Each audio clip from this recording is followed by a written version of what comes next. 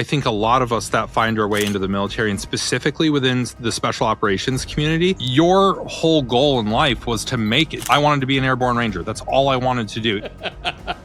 It's so true, man. It's so true. I think a lot of guys, it's like, all I want to be is a Ranger or a Green Beret or a Navy SEAL or a PJ. And then you achieve that and you do that job for a while and it's awesome, or it's not. Everybody has different experiences. But what you realize with this line of work is it is not the line of work that you do for the rest of your life. You don't ever realize before you get into it that you actually need a secondary thing that you really want to do. Finding that new purpose, that new mission are such a tricky thing, man. And I think one of the things that can help people, and it's been proven, if you're just willing to start writing a little bit of your journey.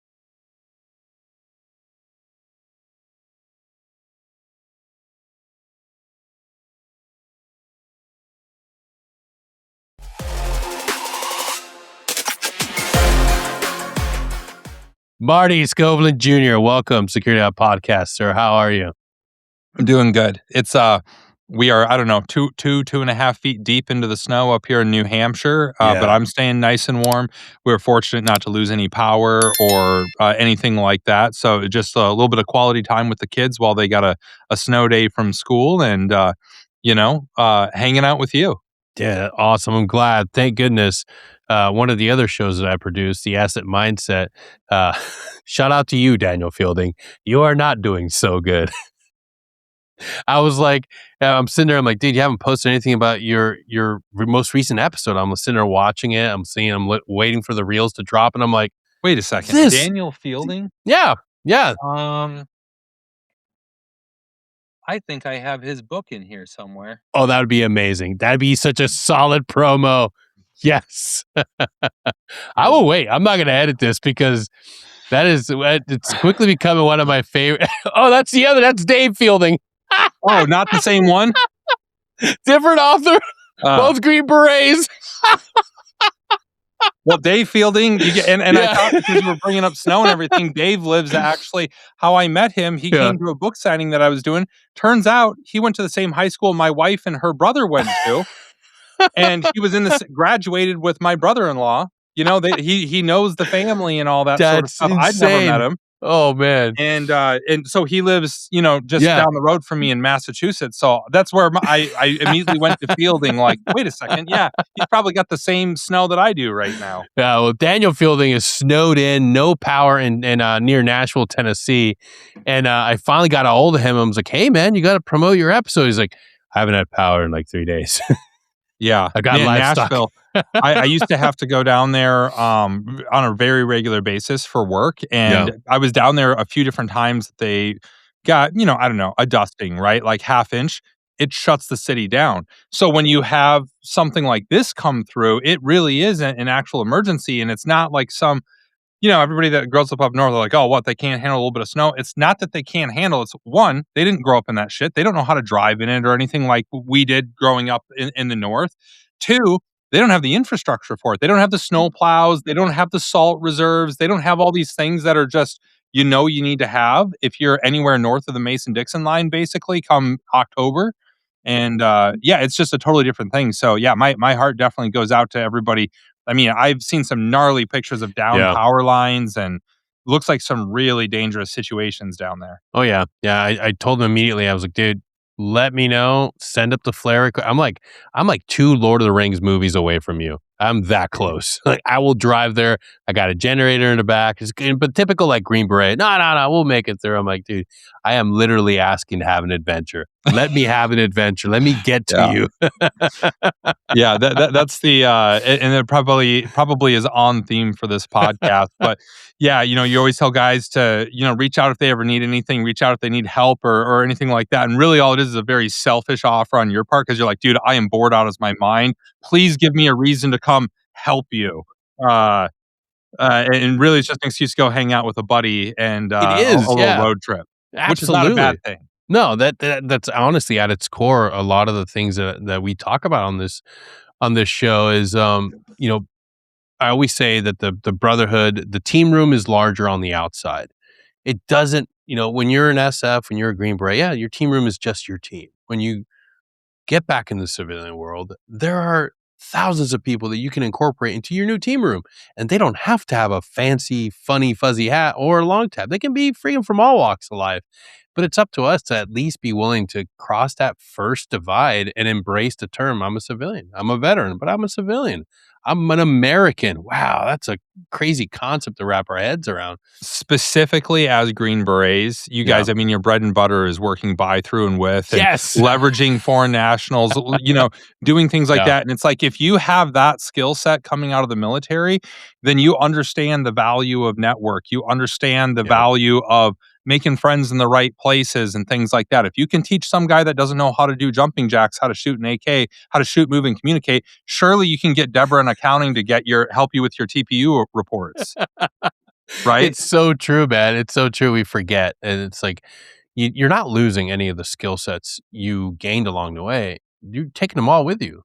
It's just that transition, that finding that new purpose, that new mission are such a tricky thing, man. And I think one of the things that can help people, and it's been proven, if you're just willing to start writing a little bit of your journey, being willing to explore, we have a lot of great people championing that. I think you're one of them, purely just for the fact of like everything that you've touched, everything you worked on has a real authentic feel to it. Nothing feels like it's gross or weird or like they like who is this guy to be writing this type of story or reporting like this stuff. Can you take us through like those early years, finding your voice as a writer, just finding the courage to be able to dive into this? Well, yeah, and I think, let me start with just a broad stroke here of, I think the reason a lot of guys end up asking those sorts of questions is because, not everybody, this doesn't apply to everybody, but I think a lot of us that find our way into the military, and specifically within the special operations community, your whole goal in life was to make it to, like, I wanted to be an airborne ranger. That's all I wanted to do. It was that or play for the Lakers. But by the time I was like a sophomore in high school, it was I knew which direction I was going. You know what I mean? And I think a lot of guys, it's like, all I want to be is a Ranger or a Green Beret or a Navy SEAL or a PJ. And then you achieve that, and you do that job for a while, and it's awesome or it's not. Everybody has different experiences, but you do that. But what you realize with this line of work is, it is not the line of work that you do for the rest of your life. You don't ever realize before you get into it that you actually need a secondary thing that you really want to do. That like I like it's hard when as a 19-year-old, I'm putting a tan beret on. It's like, okay, I guess I checked off the one thing that I knew I for sure wanted to do in life. Back then, Denny, I didn't know that I wanted to be a writer, or do books or tell stories, I didn't know I wanted to do any of that. All I wanted to do is be a ranger. And so by the time I'm leaving the regiment, it's like, I don't know. That's the only thing I ever wanted to do. And I can't do it anymore. Or at that point, I didn't want to do it anymore. And, I checked that box, and it just, that's a tough thing to do, to figure out, like, well, what do I want to do as bad as I wanted to be a ranger or a green beret or whatever, right? Because you have to want it really bad to make it into one of these places. And so what's that other thing that you want equally as bad? And so for me, coming out, when I was leaving the military, it happened a little bit by accident. The way we started off this conversation, I was only half joking. I took advantage of opportunities. I went the path of least resistance. I applied a lot of just military principles to my decision making along the way, and as well as a little bit of that high tolerance for risk, while also putting risk mitigation practices into place. Like, I applied a lot of the stuff that we learned in the military, and for me, it was I got out of the military because I'd started a business. I started a business because I'd wrote something that went like super viral, basically, about an experience that I had, and people are like, "Oh, can you put this on a shirt or a poster or something?" Because it was a short thing, and yeah, sure I can. Well, I did that, and it worked really well, and well enough to where I was like, maybe I should get out and see this through. And so I did, and through that process of running that business for those first couple of years that I was out, and those were some hard years. I don't think I even realized at the time. I only realized in retrospect actually how hard that transition was, despite how much I felt like I had planned it out, had my pace plan, like everything. I blew through the E in pace, emergency by like month two. Like, so that, like, have that. Also know things can go squirrely real quick. This episode of Security Halt is brought to you by Dr. Taylor Bosley and Precision Wellness Group. Let's be real. By now, a lot of New Year's resolutions have already fizzled out. Life gets busy, motivation drops, and health ends up on the back burner. But here's the truth. There's no better time to start than right now.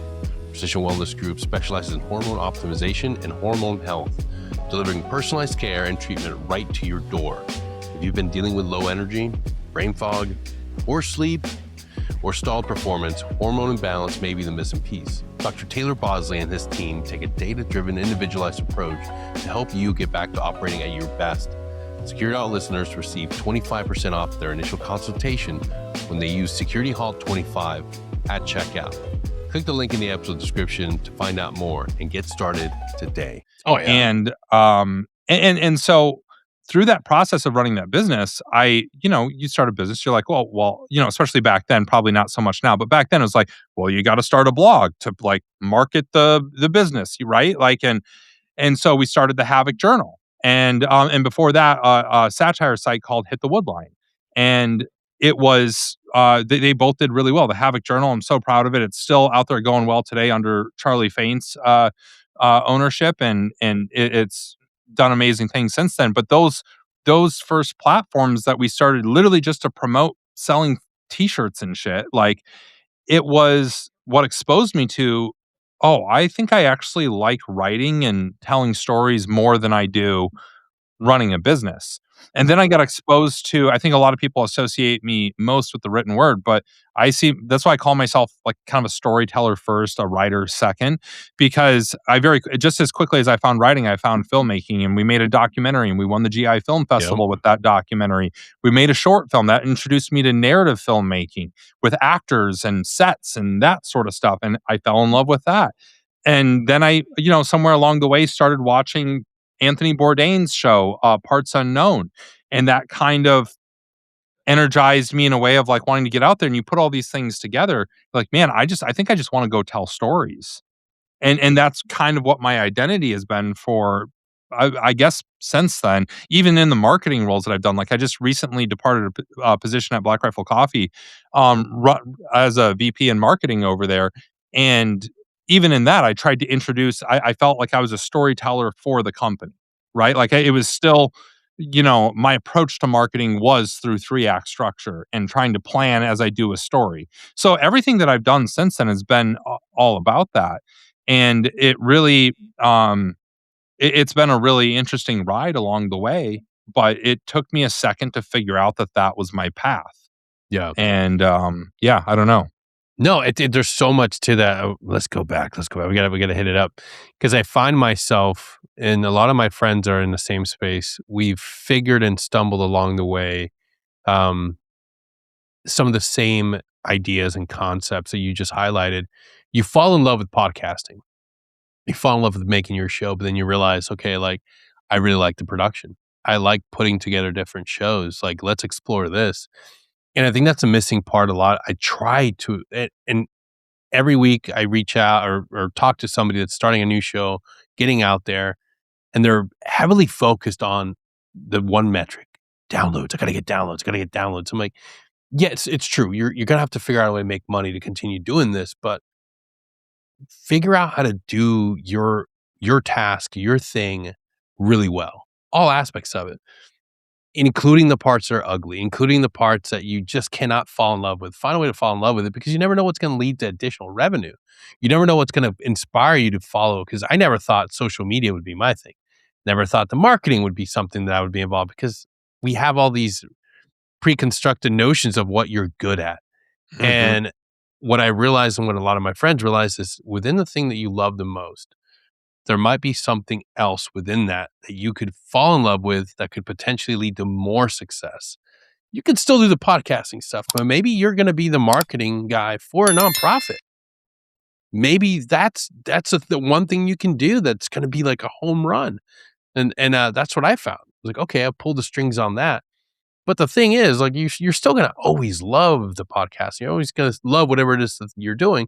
Just be willing to explore all aspects of it, and be willing to see yourself as more than just, you're going to do just one little thing. And that's been my experience. So be willing to fall in love with the ugly, be willing to fall in love with the hard parts, the scary parts. Cause I can imagine at one point, like when that opportunity came to work with Black Rifle Coffee as a VP of marketing, you're like, well, I don't have a marketing degree. Like, I can imagine there was a little bit, maybe some trepidation or like, well, maybe, I don't know.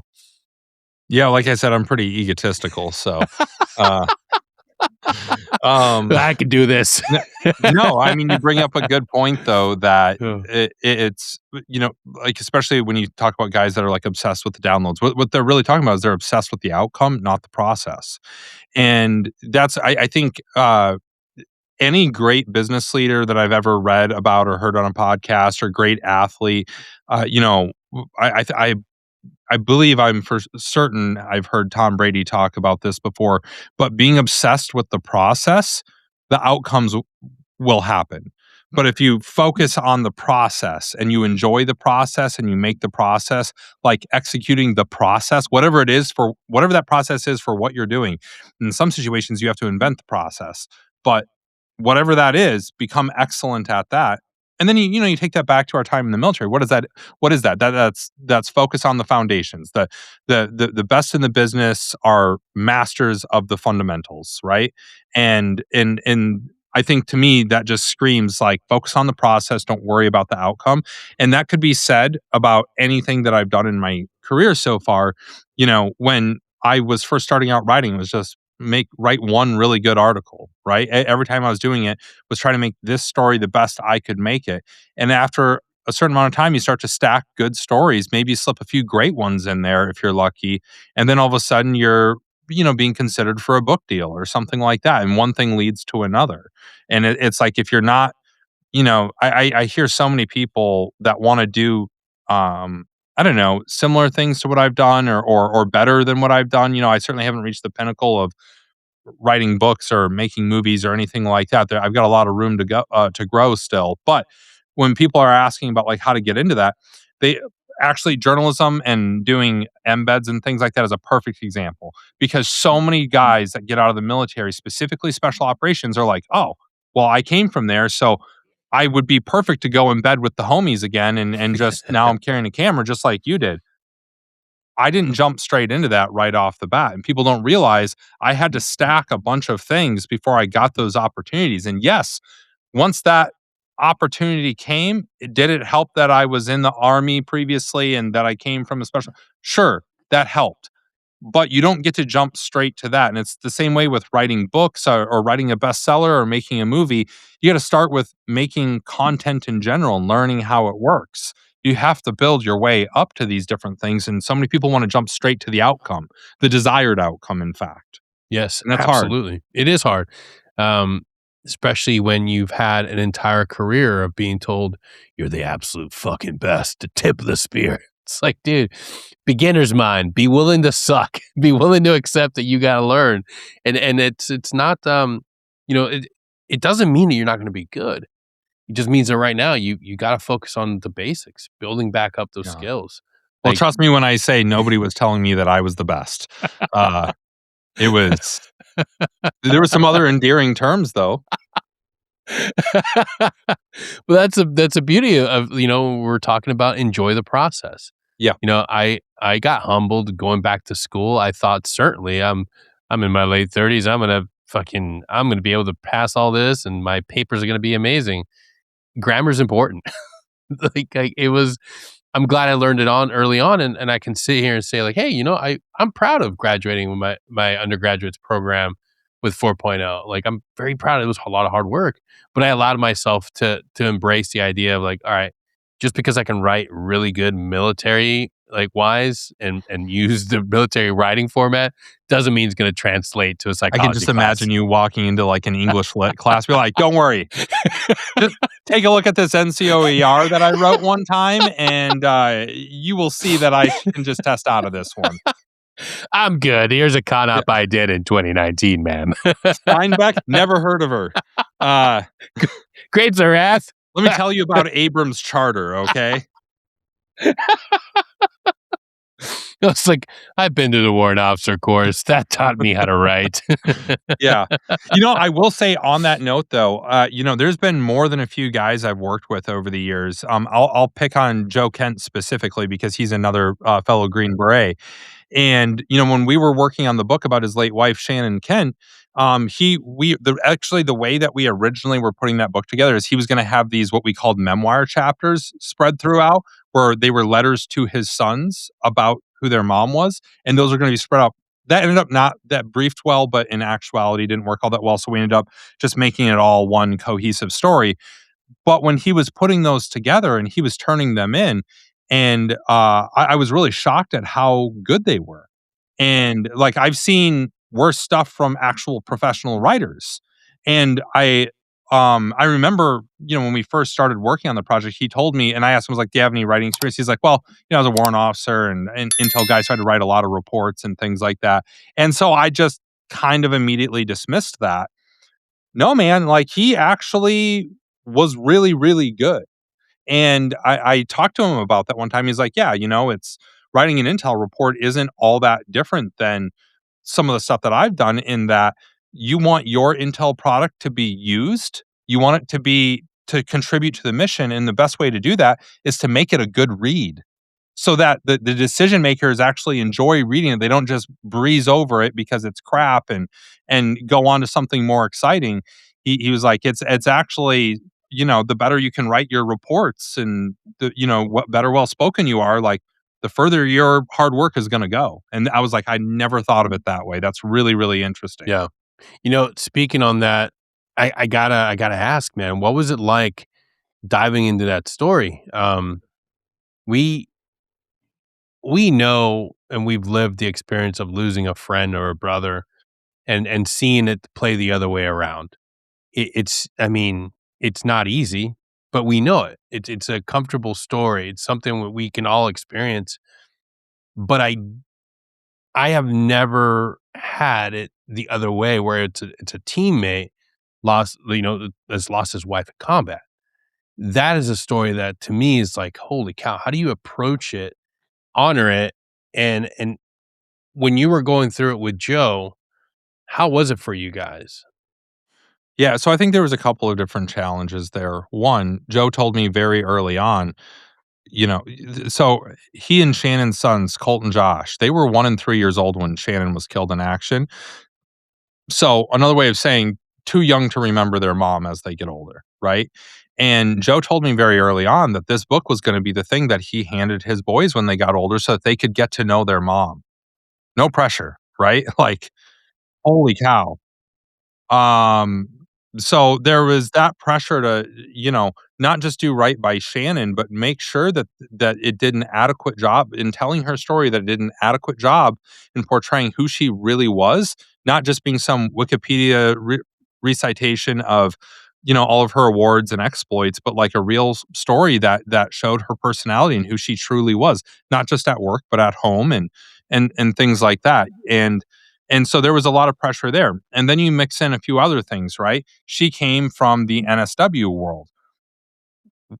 She was killed in January 2019. We started working on the book early 2020, right as the pandemic kicked off. One, I plan to go do a bunch of in-person interviews with a bunch of guys that don't exactly like talking about this stuff over the phone or things like that. Well, pandemic travel restrictions come in, so now I can't go.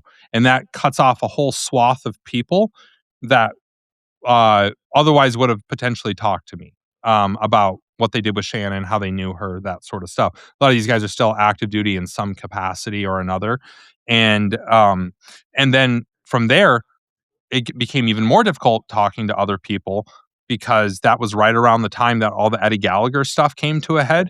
And so everybody in NSW would just completely shut down to the media. It was the risk was not worth the reward. I had multiple guys tell me like, I would love to help you. I loved Shannon. She was amazing at what she did. I cannot be involved with this right now. Like it's too smoky in here right now. And so that was challenging. And then you go into This episode of Security Halt is brought to you by Dr. Mark Gordon and Millennium Health Store. If you've listened to this show, you know how seriously we take brain health, recovery, and long-term performance, especially for veterans and high performers. Dr. Mark Gordon is one of the leading experts in neuroendocrinology and traumatic brain injury. He's just released his new book, Peptides for Health. Both the medical edition, Volume 1, and a consumer edition, Volume 1, are available right now. The book breaks down how peptide therapy supports brain health, hormonal balance, recovery, and resilience in a way that's practical and evidence-based. You can get 25% off the book by using code PTH25 at checkout, valid through March 15th. And for Dr. Gordon's proprietary health products, Security Halt listeners can receive 10% off if they use the code PHASE2P. Click the link in the episode description to find out more and visit Millennium Health Store today. Not so much her NSW time, but her SMU time. Most of her professional exploits were and are still classified. Just because you're writing a book on somebody doesn't mean they're going to declassify a bunch of things for you. There was things that she was working on that are still in progress in one form or fashion. And so that made it difficult of like, well, what can I talk about here? And I have a little bit of experience with that. I've done not just my first book, which was about the Ranger Regiment, and there might not be a more OPSEC paranoid organization on earth than the Ranger Regiment. Absolutely. And all the embed that I've done with SF and things like that. I understand what the military is okay with you talking about and what it's not.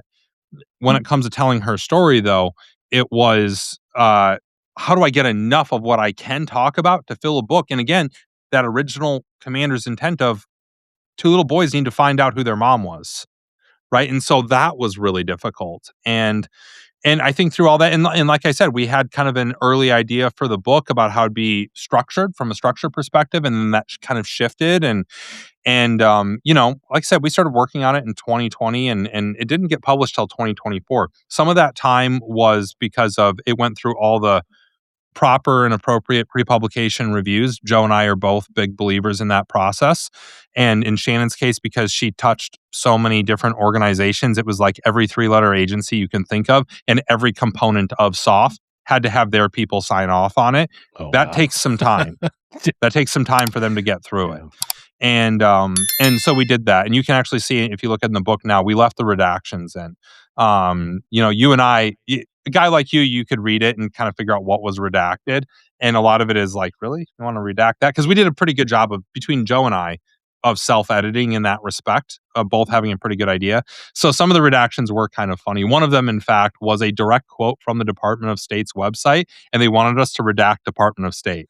Because I said, according to the Department of State, quote, and it was like literally off of their public-facing website. And I was like, all right, make it make sense. Yeah. So there was a couple of different challenges there. And then just for me, personally, I'm in a similar period right now, to be completely honest with you, where I have sort of a crisis of, I don't know what I'm doing. This is hard. I know what good is, and this is not good. The shit that I am putting down on the page right now is garbage. I hate it. I don't like it. And you can spiral real quickly, especially like authoring is a very lonely job.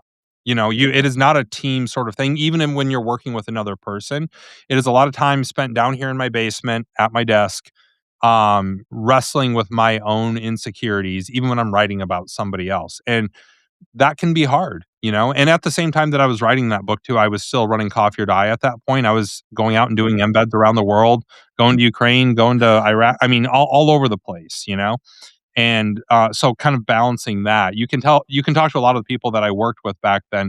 Like, yeah, anytime we were driving somewhere, Marty was in the back seat with his laptop open working on his book, because he had to take any 10, 15, 20 minutes he could grab to work on this thing, because it was busy. So I say that all of that just to lay out, there was myriad challenges in putting that together. All that being said, I'm actually really happy with how it turned out. I think that there's a more complete book that could be written about her in, say, 25 plus years. But with what I had to work with, I think I accomplished Joe's intent in that I think his boys could read this book and get a sense of who their mom was, you know? So mission success as far as I'm concerned. I think that's the most important thing, like having something you can pass off to your kids to learn about who their mom was. Like that's the important thing. Yeah. Like, and by the way, a great reason for anybody out there, Write your stories down. You don't have to Yes. publish them. You don't have to just do a little bit of journaling, lock it away somewhere. The only one your kids or at least your grandkids will appreciate that. They're all gonna know, and especially, you know, anybody that worked in special operations, like, oh, it's so secret and everything. Well, guess what? It's not gonna be all that fucking secret in 70 years when your grandkids just want to know who their grandpa was. Exactly. You And know? the thing, like, and I'm not, this is not calling anybody out, and I'm not gonna highlight any friggin' sensational area. Like, dude, your stories matter. Yep. All It of is us. quiet professional, Yeah. not silent professional. Yes. We Be we humble about it. Don't say anything that's not true. Be humble, but tell your story, even if Yeah. your story is boring. You might say, I have nothing to write. I had a very boring experience. Maybe so. That was kind of 98% of us. Yep. Even in special operations, it was a lot of boring stuff. Write down the boring stuff. Write about your teammates. Write about the good times. Write Yes. about the sad times. Write about that layout that you had to do. And there's like one fucking set of nods that is actually off getting repaired somewhere, but we think we lost a set of nods. And so now the whole battalion's getting locked down. Write about that. That's fine. Right. You It's can write so about all true. the things. Yeah. That's the stories. Those are the real stories people want to hear. I look at the stories that our next generation of, young service members are going to get inspiration from. There's not that many stories of cool midnight extractions. No, write your story from the GWAT. Write your funny story. There's so many insane stories that I hear in the comment sections that I get from the DMs. Write them, share them with your family, share them with your kids.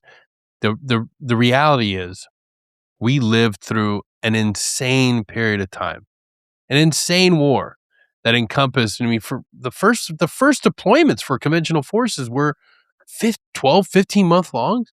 That's 18 for some of those insane. guys. Yeah. Insane. Those Yep. stories need to be told.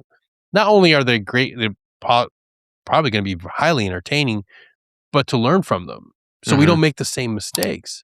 There is an important lesson to be learned from those early years of GWAT if we are just willing to be vulnerable enough to put our stories down on paper. I'll bring up one guy that I went to high school with. He was a year or two older than me. He was there during the initial invasion, I believe, or shortly thereafter, and then again for another tour. This is a guy, he's a great high school wrestler, fantastic dude, all that sort of stuff.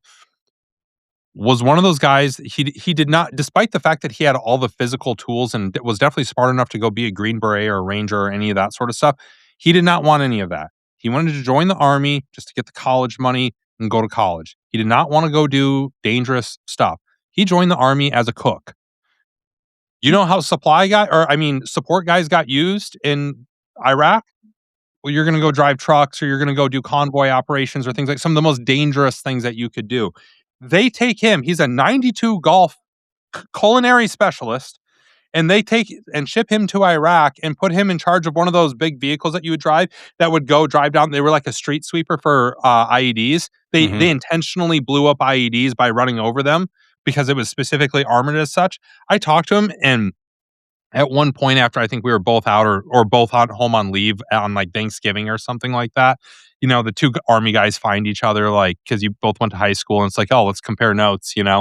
And he told me that first tour, I don't remember the specific number, but it was something insane, like 156 IEDs that he had endured Oh, as a cook, right? And I guaranteed, just knowing this guy's personality, he's doing some job right now, and people probably are vaguely aware that he was in the army. When they say, "What'd you do?" "I was a cook." And I bet he leaves it at that. And it's just one of those things that doesn't even tell half the story, and what an insane experience. And that's what you said, like, some of these conventional, like, I look at a documentary like Restrepo, amazing documentary, and it really shows, like, those were, 173rd Airborne paratroopers, and, man, the stuff that they were in, I wasn't experiencing things like that. We were doing these raids every night, and we usually had the element of surprise, we usually were in complete control. We always had the high ground just about, and these guys, totally different experience. I think the conventional experience in Iraq and Afghanistan is some of the most compelling stuff out there. Because again, you can only read so many. Guess what? A raid by Rangers, a raid by SF, and a raid by SEALs, they all pretty much look the exact same. You know, yeah. Like, Yeah, that's the thing. there's only so many different ways to cut that onion. Yeah, and it's not as exciting, and it's not as like, I had Kyle Steiner, on the podcast a while back ago. He was a kid in Restrepo that got shot in the head, and then later, right after that deployment, went and got his Green Beret, and we were talking. The Both of us served in the historic paratrooper divisions. I was 82nd, he was 173rd, and we look back in that episode, we were talking like, I I love being a Green Beret. I look fondly upon my team plaques. I look fondly back on my teammates, the people that are giants in my opinion. I still see my senior in the same light as when I first met him. The dude still looks like he's, Snake Doctor from the unit. Like, just the coolest dude you could ever imagine. That was my senior when I got to a team. And they will always live like that, legends in my mind. But when I think back to my time as a young paratrooper, that's when I feel I was part of a football team. That's when I feel like I was part of this all-star team of young dudes that were, we didn't have the kit. We didn't have, but we had the fucking bravado to go out there and do the impossible. And we look fondly upon that.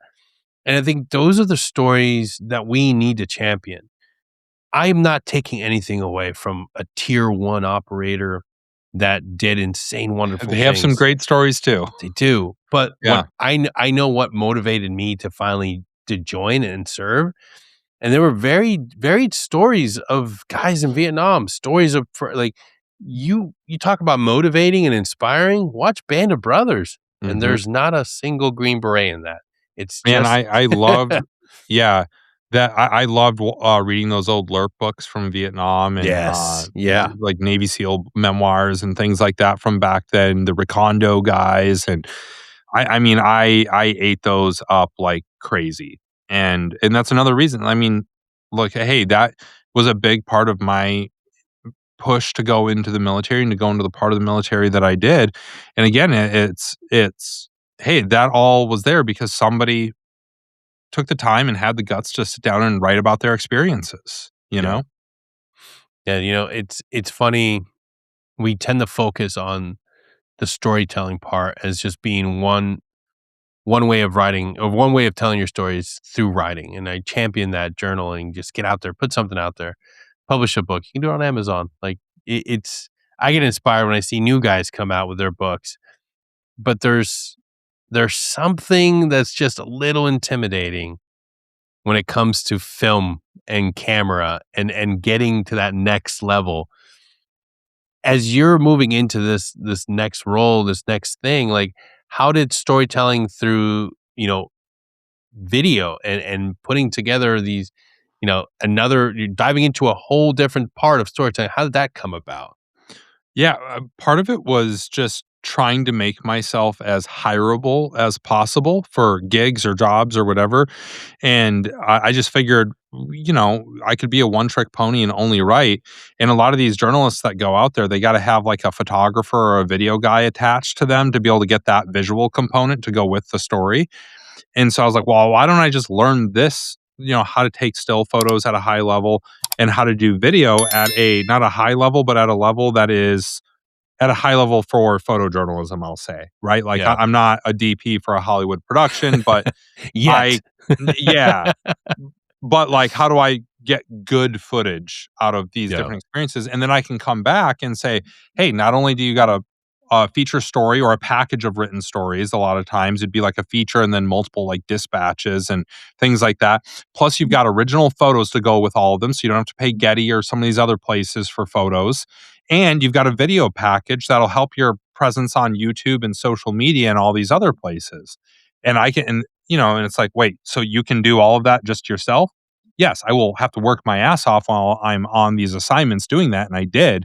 I would come back from 12, 13, 14-hour days in the field and then have to download footage from the SD cards onto external hard drives, write my notes, pump out entire stories sometimes that needed to be filed next day, that sort of stuff, and edit photos, because when you're taking photos out of a camera, you get a raw image, you have to do at least light editing on it to give it full color and all of that. And so I learned how to do all of that, and I just started billing myself as this like one man band, and it worked, and I did that for a long time, and it was a hectic way to do it, but I'm really proud of some of the stuff I was doing out there. I mean, specifically, a lot of people that listen to this maybe saw the story that I did called the Valley Boys. I embedded with a first group dive Yep. team in Afghanistan, and they were kind of one of the last like truly kinetic ODAs in Afghanistan at that time. And I'm out there and they're in the middle of a firefight, and I'm sitting there having to switch back and forth in modes on my camera between video, slow motion video, and still photos because I need all three of them going back and forth while trying to stay low and out of the way and all that sort of stuff, making sure the audio is good because I need the audio component to this. And at the same time, furiously writing down notes about what was happening during all of this. And certainly in situations like that, I would depend on I had a very much a P for plenty approach when it came to video because I could also use that for quotes and things like that. I wouldn't have to write quotes down from the guys because I had them on video and I could just and quotes are more accurate that way anyway. But it was a lot, you know? Stories shape culture. They build trust. And when they're told the right way, they move people to action. That's what we do at Security Halt Media. We don't just produce content, we create authentic, impactful, and purpose-driven storytelling for podcasters, nonprofits, brands, and leaders who are on a mission. For people who've lived real experiences and want their message to actually matter. From podcast production and video to strategic storytelling and distribution. We help you clarify your voice, elevate your brand, and connect with the audience you're trying to serve. If you have a story worth telling and a purpose behind it, Security Halt Media is here to help you tell it the right way. Click the link in the episode description to learn more today. And that was a lot of projects like that. I remember I came back from that trip, and the only reason I got out in time to go do this next thing was because the combat controller that was attached to them worked a drug deal with the Army conventional Army aviation unit to come up outside of schedule to pick me up from this. It was a very remote base that they were at, a little cop up in the mountains, and so he got me out of there because I had to turn around and get to the 74th anniversary of D-Day in Normandy. Oh, no way. Man, you wanna talk about, like, a wild turnaround going from the middle of combat operations out on the Afghan-Pakistan border up in Yeah. the Spingar Mountains, shitting in a wag bag, eating MREs twice a day, terrain denial missions going 24/7, and then days later, with a couple of international long-haul flights mixed in, and now you're sitting in St. Marigny with a beer in one hand and your camera in the other trying to dude, what a wild contrast. Dude, I'm so glad you brought this up because I wanted to touch in on that. The embeds, I I can't imagine what that must be like because you have the party that's a storyteller that wants to capture everything in great detail, but there's a warrior inside of you. There's a proven leader inside of you, somebody that's been to battle, somebody that's had the training. Was there a fight at some point where you're just like, fuck this, suit me up, put me in, coach? Yeah. No, there was never any circumstance where we were, like, pinned down and down to the last guy. I will tell you multiple units that I embedded with offered to, like, "Hey, man, you wanna just let me slide you my Glock," like, just to be safe, and I tell guys because there's, like, a journalism ethics thing there. It's not that I'm afraid of guns or anything like that. It's an ethical thing, and making sure that you're drawing that line between non-combatant and combatant, and, so I would always deny that, and I remember specifically before that mission with that first group dive team, their, junior echo was like he was carrying a 320, the grenade, the new 203 for those not familiar. And he's like, "You want to take this?" He had it in like the shotgun mode, not attached to his rifle, the standalone like M79 style. And I was like, "Man, I would love to do that, but like I really shouldn't." And yeah, so things like that. And I would always make the joke of, I traded in my rifle for a camera, as far as the shooting that I do. And And, there were other circumstances like being in Ukraine, a couple weeks after Russia invaded, and there's ballistic missiles coming down. And, one thing you find out is, and I was never in like super close proximity to their explosion. The city I was in got hit, but, and the sirens were going off day and night and all that sort of stuff. That was a different kind of stress though, because you realize really quickly that ballistic missiles are a lot different than the rockets and RPGs and the sort of dink and dunk stuff in comparison that you experienced in the GWAT. And so in cases like that, it doesn't matter if I'm carrying or anything like that. It's neither here nor there because, hey man, if it's my time to go via Yeah. one of these ballistic missiles, like God's got a plan. So yeah, so it was, but where I'll say that my experience played a big part though was one, building trust with the guys. And as you know, not every SF guy is super happy when they find out that some journalist is going to be running around them in their intimate spaces with a camera and all this other stuff. And there's a lot of trust that has to be there. And even with the teams that kind of welcomed me with open arms, there would always be like one or two that were extremely standoffish and mean mugging me the whole time, just like trying to send the vibe that like, dude, don't fucking come around me with that camera. And I would leave those guys alone. I'm not trying to, you know, uh, you know, upset anybody, right? But I would build trust with these guys, and some of it would be they would usually some PAO or somebody would be like, "Yeah, this is a former regiment guy," and stuff like that. So they'd kind of know that going in, and a lot of times these guys would be like, "Oh, so what battalion were you in?" There might be a former bat boy or two on the ODA that's like, "Oh, what battalion, what company, play that game." That Valley Boys team that I was with, there that Junior Echo I was talking about, he was from 275, Oh, and nice. his former platoon sergeant at 275 was my tab spec 4. And so it's a small world, It right? Like is, it's a absolutely. small world and things like that. And through all that stuff, you kind of build trust. And then when it comes to actually how you're conducting yourself, not just in a firefight in that situation, but how you're conducting yourself in an aircraft in flight, how you're conducting yourself while there's a free fall operation or a static line operation going on, where even though it's training, it is, hey, a very serious thing that's going on.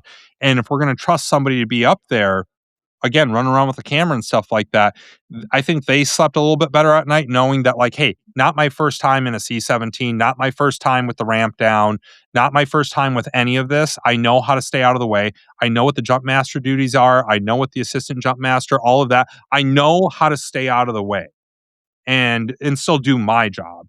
And usually they were great about kind of meeting you halfway. And a lot of times I'd be put into positions that I would have never asked to be put in just out of respect for what was going on. But they'd say, "Hey, you want to, like, I bet you could get a fucking sweet shot right here." And I'm like, "You're right. That would be awesome. If you're offering, I'm accepting. Let's go." Um, so yeah, but it was a lot of that where just they would trust you. And then there were circumstances too that I thought were really amazing just from a I don't know, cultural perspective, I guess. I remember I took a whole crew out to go to the first ever Marine Corps class of recon snipers. New MOS for them. It was superseding like the scout snipers. It was somewhere kind of in between like the old scout sniper course and SODIC, right? It was like a course in between the two. They were learning some advanced skills but it was still a MOS granting like foundational sniper course at the same time, long one. Really cool. First ever class they did though, they asked me to come out and I brought a crew with because I was like, we need a couple different cameras there. Well, I remember me and a guy, I don't know if you know him or not, but his name's Ethan Nagel. He runs the uh Into the Breach podcast now. He's a guy I worked with at Black Rifle for a while there, and he came out. Well, Ethan is a Marine Corps veteran with a Silver Star. And so me and him are out there and we're in this hideout basically in a Mhm. building and with a couple of snipers and an instructor and snipers to be and an instructor in there.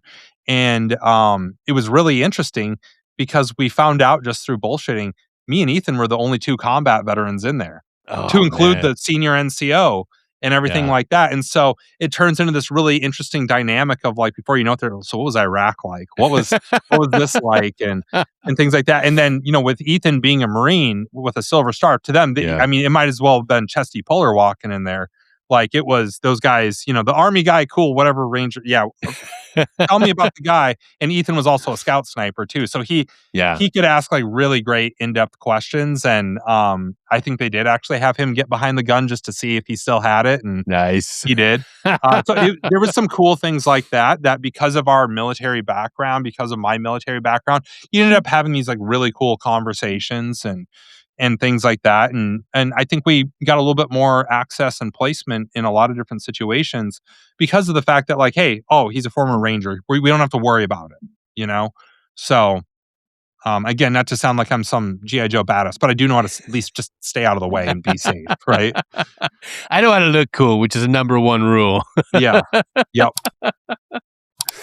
Well, man, it's important to also highlight that with all this great success and forward motion, like there's still been some moments where you had to take a knee, sit back and reflect and be like, okay, like I'm running a little bit forward of my skis. I need to take a knee. I need to recharge myself because we don't talk about like when we see great success, we don't stop to think of what it does, what it takes to get that success. And we're only human beings. Like in your journey, what have you developed and what have you worked on in order to remain balanced? Like, or at least as my friend Lucas says, harmony, to take care of the mind, body, and spirit, because you can burn it down. All that great success can bring about a lot of bad coping mechanisms. Yep. I would say that I have not been the best, that I'm still figuring that out, but what I have learned a few things over the years. One, I think that the earlier, especially as a veteran, the earlier you go and get that full body MRI done through one of the various nonprofits that does it. I went through Hunter 7. Go get that full blood panel done. I- It it will explain a lot about why you feel the certain way you do. Some of it is going to be burnout. Some of it is going to be stress induced and things like that. But you're what I found, particularly in the past 2 years, after a long time of just going as hard as I could, not really taking care of myself. It was always mission first. I put on weight over the years and things like that because I was constantly, eating those like fucking Biscoff cookies on the flight and things like that. And it's hard to have a workout routine when you're going. Literally, I would be gone almost every single week in one fashion or another, and, my circadian rhythm was just completely shot and all these different things, and you don't realize when it's one thing to do that for a month or even a couple months, it's another thing to stack years and years and years of Yeah, that, man.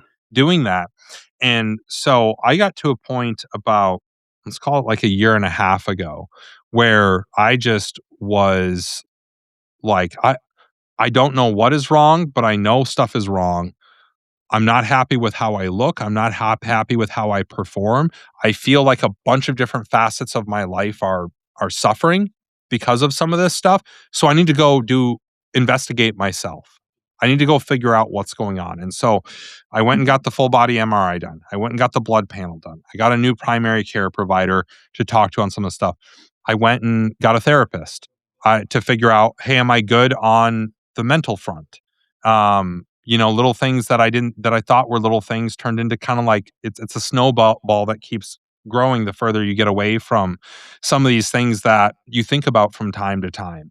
And and so I started doing all the things because I kind of like knew from just a logical, like I'm not a dumb guy. I knew logically how to take care of yourself, right? I went to the dentist because um, going through a period there, I was not, again, taking my care of myself in a lot of different ways, to include regularly brushing my teeth, which sounds disgusting, but um, yeah, I won't elaborate more, but like I wasn't doing a good job of taking care of myself. So Yeah. as I started doing the MRI and the blood panel and going to therapy, doing all these different things, I go to the dentist, get some fillings done. I had to get a tooth extracted and replaced and stuff like that. But I started working on myself and just like, hey, I turned 40 this year.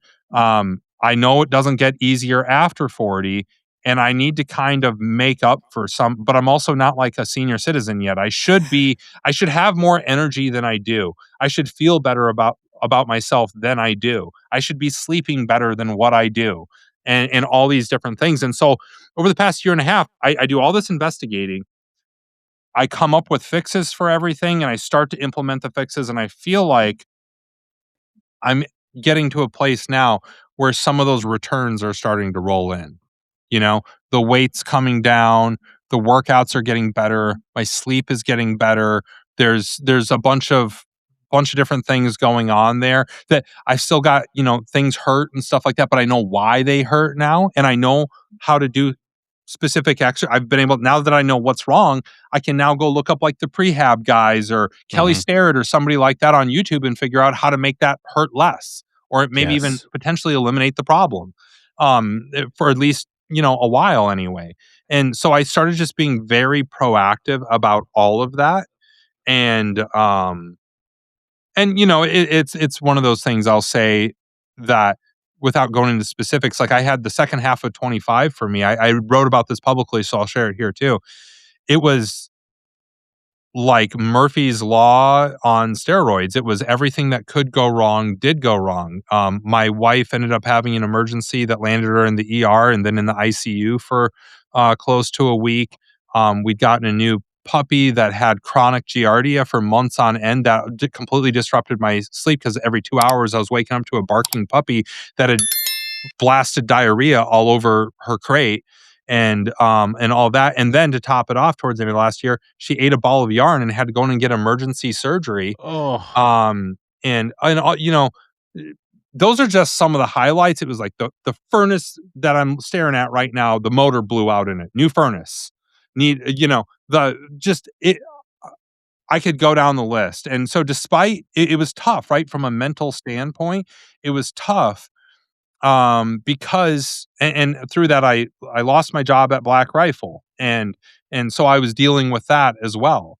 And all this stuff together, and it's hard because you think like I'm doing all the things I know I'm supposed to do. I went and did the check-ins. I went to therapy. I did all the things. I'm doing all the things. I'm making positive changes in my life, and now everything else just starts kind of the foundation that was never a problem before starts crumbling beneath you. What I'll say about all that and what I've learned through all that is, and I'm still navigating a lot of this stuff to be completely transparent. It's like these are not things that just get solved Yeah. overnight. It's a journey, And man. what you learn though is, yeah, you're almost never going to be able to get your cake and eat it too. Um, but those positive changes that you're making are not for naught. You're actually better prepared now to deal with some of these stresses that you're dealing with, to deal with some of this just like shit that life throws at you. You're better prepared for that because you're taking care of yourself in these other areas. How much worse would it be right now if all that other stuff that you've been working on for a year or two had what if you hadn't done that? Well, okay, Exactly. now you'd be in a really tough situation, right? And so I guess like the message out there is one, start working on those improvements, start doing that sort of holistic assessment of yourself, start reaching out to the different orgs that can help you with that assessment, start working on yourself. Even if other things are not going right in your life, you're dealing with a divorce or you're dealing with, you lost your job or any of these other things, your kid hates you or your wife thinks you're dumb because you're an 18 Bravo and she prefers Deltas and Echoes. Whatever it is that you're dealing with, um, that hey, start working on the things that you can work on that are going to make you better prepared. And it's not too different a principle than it was in the military of, hey, why do you go stay in shape and do PT every day? It's so you're prepared for combat, right? You're better prepared for the rigors of what lie ahead. And I don't think it's any different now. It's just the combat of life is in many cases more complicated than a firefight. Oh, One. absolutely. And, 100%. there's not always a clear rule book or a clear plan for how to deal with some of these things that get thrown at all of us and, are unique to your own situation. But I do know it's a little bit easier if you're already working on your mind and getting some of that stuff straight and you don't have this baggage hanging off of you, or at least you know how to deal with it now, that you're keeping yourself in shape. You're getting that serotonin boost every time you step into the gym and pick something up heavy or go for a run, whatever that is. You're not dealing with, in my case, tooth pain because you were a fucking idiot. And that's just grating at you underneath the surface and makes now you're snapping at your kids and things like that when you don't need to. And so it's like, hey, the way to navigate these things, the way to navigate the downtimes is to prepare for them when you're in the good times. When I started looking into all this stuff, times were good. I was Times were good on multiple fronts. And I sort of like, hey, I think I could be better. This is the time to start working on myself. And it's helped me endure. And I'm not saying I'm perfect and that I'm, sticking every landing here as I go through this, but I definitely know that I'm in a better spot right now today as I talk to you than I would have been if I didn't start working on some of this stuff a year and a half, 2 years ago. And I wish I would have done it 10 years ago. Yeah. Man, that is so true. And that's a perfect segue to the Security Halt 100. That's right. Every year you start the new year saying to yourself, I've got a great New Year's resolution. And right about now, towards January, beginning of February, everything fizzles out. And I've taken some great insights from programs like 75 Hard, and they're certainly hard. They're very rewarding once you finish through, whether it takes you 75 or 98 days or the last time 94, but who's counting? The thing that makes 100 days of Security Halt, the 100-day challenge different is I'm not asking you to just work out twice a day, drink water, and eat a clean meal. I'm asking you to identify 3 things for 3 different pillars, your mind, body, and your spirit. Whatever you need to improve. If you've already crushed the body and you know you're good in the gym, okay, maybe you just need to work on your recovery and you're going to optimize your sleep and your nutrition for 100 days. But the mind, you're going to work on that by maybe signing up for a school. Maybe you're going to go take on a new hobby. And then for the spirit domain, I don't need you to be a Catholic like me. I don't even need you to go to church. I certainly wish you would. But if you don't, that's cool too. Maybe just meditate. Maybe read a book and explore something different about the spirit. Whatever domains you need to maximize and enhance, treat it like a video game. You've already maxed out the health attributes, max out the other ones so you can level up. And with 100 days, it's a big enough thing that you can look at and say, I want to take that on. With one more added thing. At the end of the 100 days, I'm going to challenge you to do something insane, whether it's a Spartan race or rowing for 24 hours, whatever it is, it's got to be big. It's got to be a big goal that you can put on the end of that calendar and say, in 100 days, I'm going to run 5 miles, 10 miles. It's up to you. Some of us get out of the military and we don't go to the gym for years. And some of us haven't run a 5-mile run since the 90s, and that's okay. But the reality is, this is linked to everything that our veteran community is dealing with and our first responder community too. We tend to think that suicide is one problem that's just singularly connected to one thing. But mental health is connected to so many different areas of our lives, whether it's us getting up and brushing our teeth and going to the gym and getting a big, actual nutritious meal at least once a day. It's connected to so many different domains. At least that's been my experience. When I was at my worst, when I was suffering greatly, I wasn't thinking about going to the gym. I certainly wasn't thinking about going to college. And I didn't have the spirit domain to actually lean on. So in my journey, I realized that I'm much better off when I balance out those 3 pillars. So join me in the Security Halt 100 days to optimize our entire life, not just the wellness of our body, but everything. You want to find out more? Head on over to securityhalt.com. The PDF will be there when I get a chance to upload it. Procrastination is on the list for me. Don't trust me. I got to work on that. But if you want it right now, hit me up on sechaltpodcast@gmail.com and I'll email it to you, or hit me up on Instagram. You know I'm active on there, dog. Hit me up with a DM. I'll slide it to you. And we can both start off the new year working on ourselves. And if you're in the Northwest Florida area, we can do a challenge together. It's going to be in person. I want you to join my team. We're going to do something stupid, something insane. It's not going to be fun, but at the end, we're going to enjoy it. It's fun. Details when you reach out and contact me. I'm Deny Caballero. This has been Marty Skovlund Jr. Marty, thank you for joining us today, man. Your insights have been something that I have been waiting to hear. I'm a big fan, a big follower from all the way back in the day, and certainly enjoyed your writing. And you've been a motivation for not just me, but a lot of veterans, man. So thank you for what you've done and what you continue to do. And I cannot wait for your next incredible endeavor. I certainly hope that a show like Anthony Bourdain's is on the roster. I hope that's up there on the board because we need to bring that back. That guy, man, he's Amazing. missed. Well, Denny, I got one question for you before we leave here. Yeah. What group did you come from in the SF community? Bro, come on. Deny Caballero, fucking Septimo group, bro. I'm a 7th group boy. I was hoping you would say that. I did stereotype a little bit there. I was like, Please tell me he's a seventh group guy. I just got to say, like, as a seventh group guy, are you looking at like what's going on in the world right now and saying, Yes. man, what a time to be in seventh group? Like, dude, I made so many memes after the Maduro hit. So many it's like, memes. what a time to be speaking Spanish and in seventh group. Like, holy cow. Man, I was hoping there would be some seventh group love in that operation, but they picked the right team for the right job. Someday for the Maduro thing, that's one thing. I don't have any inside information here. You can't tell me seventh group boys aren't having the time of their lives in South America right now. You can't tell me. I can only imagine the team that's in Bogota just like, what? Waking up the next day, what the fuck? What? Yeah. A shot of greatness. You're still amazing. You still have a mission, and we're proud of you, boys. So your next big thing is right on the horizon. I can feel it.